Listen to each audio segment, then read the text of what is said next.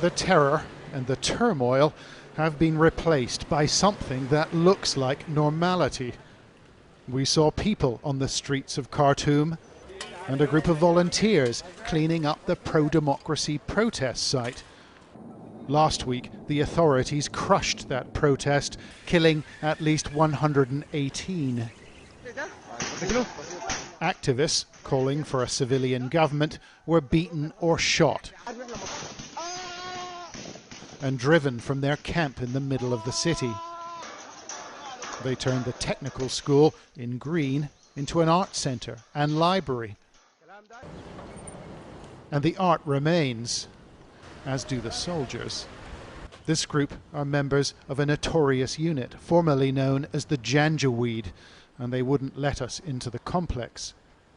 Yet the stench of what smelt like dead bodies emanated from inside. Look behind you. This army look for me because I sleep with you. Okay. Go with me to photo my work. The army destroy all my office. One woman, a psychologist, works at a clinic at the back of the school. Okay. Why did the army come to your clinic? I don't know. You don't know? Look, and she wanted us to see what they have done. This woman, she's a psychologist, but the soldiers are not going to let us go to her office. Okay, sorry. Experts at the United Nations fear this country is sliding into a human rights abyss, a sentiment shared by the staff at the Royal Care Hospital. They've admitted casualties from dozens of protests and street occupations, like Amin, who was beaten and shot in the arm.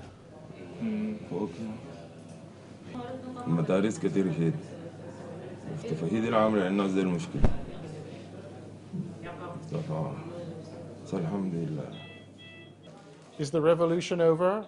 Are the protests over now? No. ولا حد انتهي ولا حد انتهي.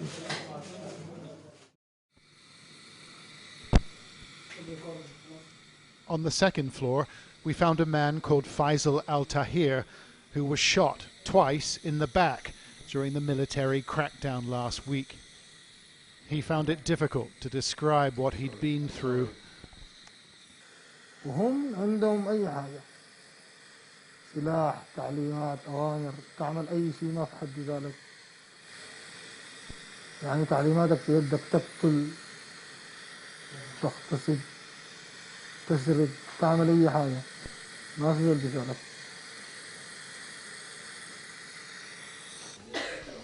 His friends and relatives are angry, for they doubt the military will compromise. But they're also determined, flashing the protesters' symbol of resistance as we left the room. John Sparks, Sky News, Khartoum.